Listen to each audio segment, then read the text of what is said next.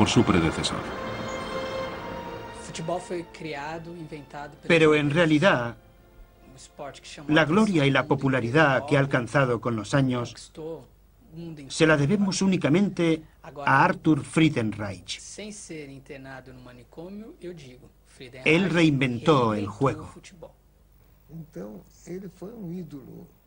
Su nombre sonaba en todas las emisoras de radio e introdujo el gusanillo del fútbol en todas las capas sociales. Gracias a él, la gente se convenció de que cualquier persona normal podía lograr la fama.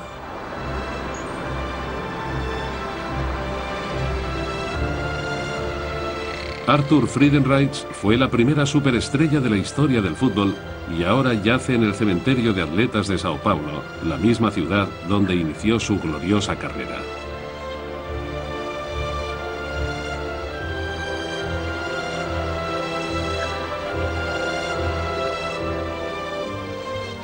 En él encontró Brasil al mejor jugador de todos los tiempos. Pero, ¿sería capaz de mantenerse en la lista si jugase hoy en día? ¿Serían capaces los héroes del ayer de igualar a los profesionales actuales?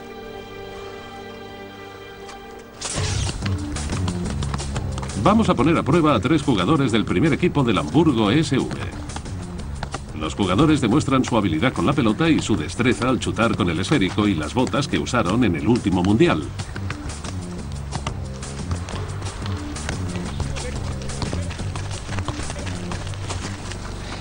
Pero, ¿qué sucedería si les quitásemos su equipación moderna?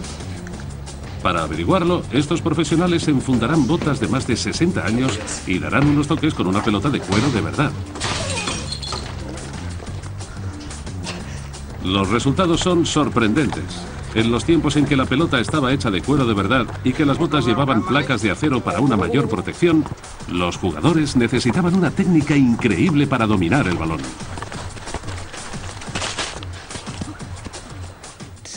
Se parecen mucho a botas de trabajo. No tienen agarre porque no llevan tacos. Y la verdad es que al rato ya me habían salido ampollas. La diferencia principal es que al principio las pelotas son igual de ligeras, pero cuando llueve, la de cuero verdadero coge mucho peso y es más difícil jugar con ella.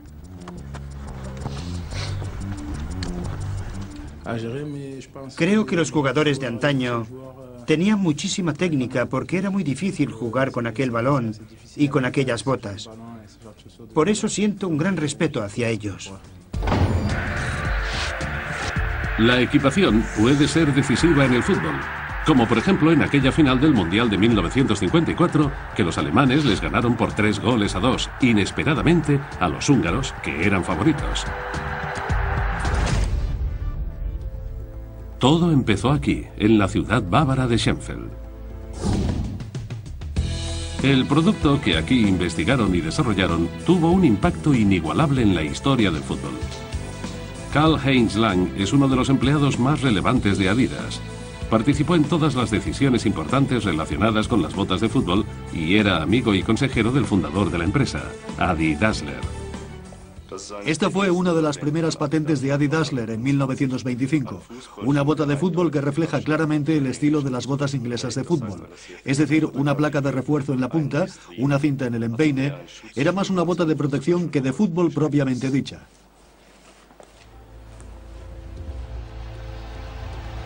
Llovía con fuerza aquel día de 1954 en la final del Mundial de Berna, Suiza. Para el joven equipo alemán, llegar a la final era ya un hito. Josef Sepp Herberger supervisaba el equipo y a su lado Adi Dassler, el hombre responsable de las botas de su equipo.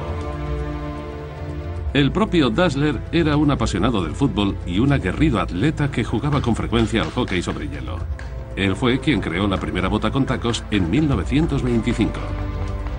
Pero su gran golpe llegaría en 1936, cuando Jesse Owens ganó 4 medallas de oro en los Juegos Olímpicos de Berlín, calzado con zapatillas de Adi Dassler. Tras la Segunda Guerra Mundial, Dassler registró las 3 franjas como marca propia. Aquellas franjas habían formado originariamente parte del sistema de refuerzo de las botas, pero acabaron convirtiéndose en el símbolo de una empresa de alcance mundial. El fabricante de zapatillas alemán experimentó con muy diversos materiales. En el año 1949, Adi Dassler creó por primera vez los tacos intercambiables, aunque el sistema no era perfecto.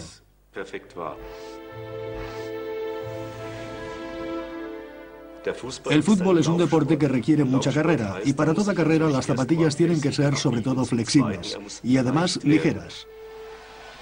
Para la Copa del Mundo de 1954, Dassler había desarrollado una bota de fútbol ligera que dio a los jugadores alemanes una ventaja insuperable.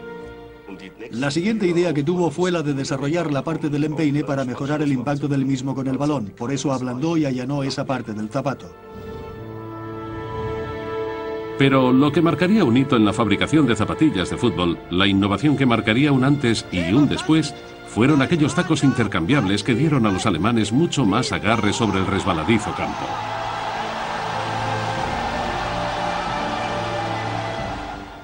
Los alemanes quisieron jugar con las botas nuevas en cuanto las vieron, y los húngaros también lo habrían hecho si les hubieran dejado. Al menos fue lo que nos dijeron antes y después del partido, cada vez que se acordaban de por lo que habían pasado. Sobre todo el portero, que encajó el 3-2. Conocían la existencia y las ventajas de estas botas, pero estaban obligados a jugar con unas botas de fabricación húngara. Ese fue el problema. Por primera vez, un avance técnico afectaba al resultado de una Copa del Mundo. La sorprendente victoria de los alemanes sobre el legendario equipo húngaro era también una victoria personal para Adi Dassler. Los alemanes ganarían 2 títulos mundiales más con aquellas botas de triple franja.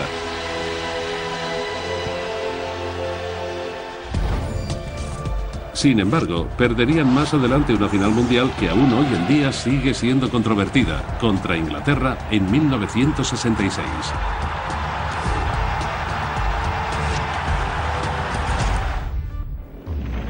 Hay otra historia futbolística, si cabe aún más sorprendente, que une a estas dos naciones. Ocurrió durante la Primera Guerra Mundial en Flandes de 1914. Las competiciones deportivas habían dejado lugar al sangriento negocio de las guerras y ya se había cobrado miles de vidas inocentes.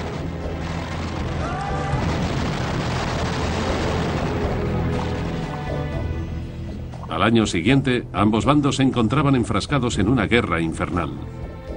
Muchos de los hombres en el frente de batalla eran jóvenes que iban perdiendo vitalidad. Entre ellos, un tirador británico de 19 años, Bert Felsted.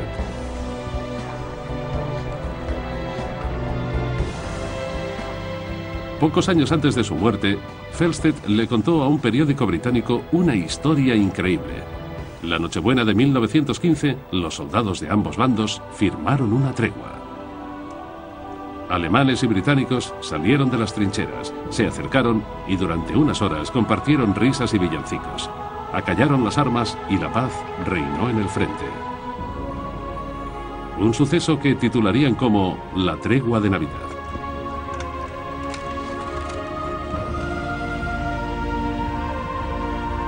Pero no fue lo único sorprendente. Durante media hora se olvidaron de matar y, como amigos, organizaron un partido de fútbol. Bert Felsted fue un testigo más de aquel partido extraordinario durante el cual el sueño de un acuerdo de paz llegó a parecer posible.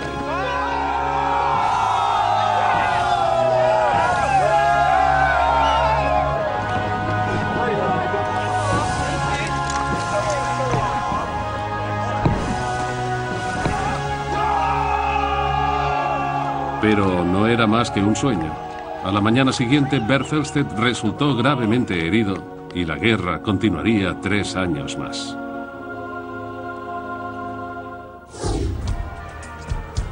Una vez al año, en la pequeña ciudad inglesa de Ashbourne, acaecen hechos extraños. Las tiendas cierran, los habitantes aseguran puertas y ventanas y la policía incrementa las rondas de vigilancia.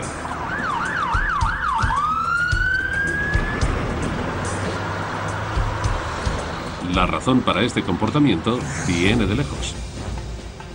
Durante los últimos casi 1000 años, los habitantes de este pueblo recrean un espectáculo antiguo que tiene como eje central una pelota. En Europa, el fútbol surgió como competición entre dos pueblos o barrios. Según los registros existentes, participaban hasta 1000 contendientes y lo llamaban Folkball. No había ni reglas ni límites, ni tampoco diferencias entre jugadores y espectadores, y los partidos solían organizarse para arreglar disputas políticas.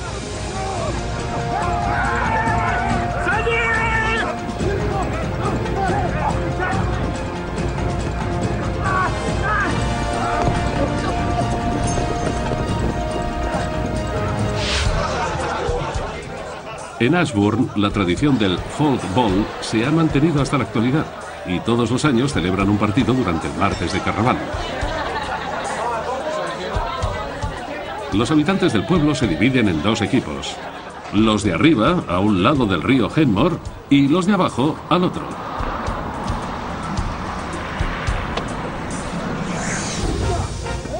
Hace 1000 años, esta especie de fútbol fue ganando popularidad y se convirtió en una competición tradicional en otros pueblos y ciudades. Los primeros documentos relacionados con el fútbol son, en realidad, actas de juicios en los que se mencionaban numerosos heridos graves e incluso fallecidos. Muchos de los incidentes se debían al hecho de que los participantes solían llevar consigo sus propias armas durante el partido. Un documento de Oakland registra la primera víctima mortal del fútbol inglés, del año 1280. Henry de Ellington jugaba en uno de los equipos y David Lequen en el otro. Este último no se había quitado el cuchillo que llevaba atado al cinturón. Durante el partido, los dos jugadores chocaron de frente y el cuchillo se clavó en el pecho de Ellington. Teniendo en cuenta lo ocurrido, no es de extrañar que la corona tomara cartas en el asunto. En 1313, el rey Eduardo II prohibió el juego e impuso penas de cárcel para aquellos que osaran saltarse dicha prohibición. La Iglesia también se hizo escuchar al respecto y terminaron relegando el fútbol únicamente para los días festivos y el martes de carnaval. Justo cuando en la ciudad de Ashbourne se celebra el tradicional partido.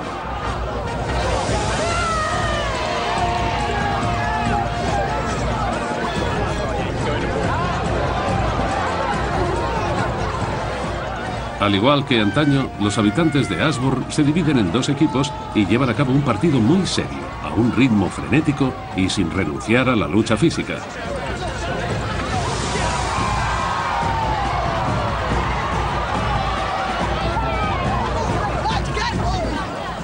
Y al igual que en la Edad Media, el partido termina bien adentrada la noche.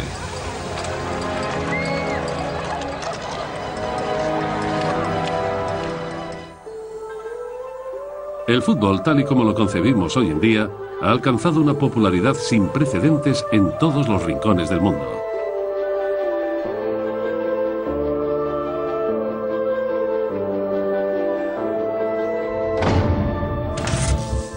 Todo el mundo puede jugar al fútbol. Por eso constituye la familia más grande del deporte y se explica esa pasión. Las reglas de fútbol no son excesivamente complicadas, pero es un juego que requiere destreza, reflejos y concentración. No requiere de muchas cosas. Con un balón es suficiente.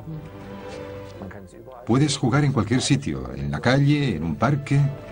Salíamos a la calle e intentábamos hacer de todo con la pelota. Mejorar el toque, chutar. Sin darte apenas cuenta, era práctica y práctica, pero te lo pasabas bien en la calle. En el fútbol, los más pequeños y humildes pueden vencer al Todopoderoso. El hombre puede cambiar la realidad.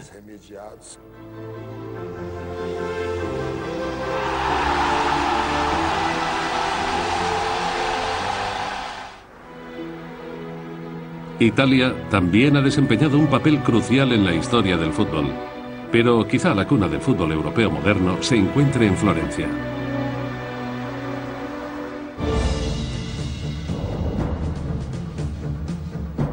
En la Italia renacentista se jugaron partidos que acabarían convirtiéndose en espectáculos opulentos y coloridos, conocidos como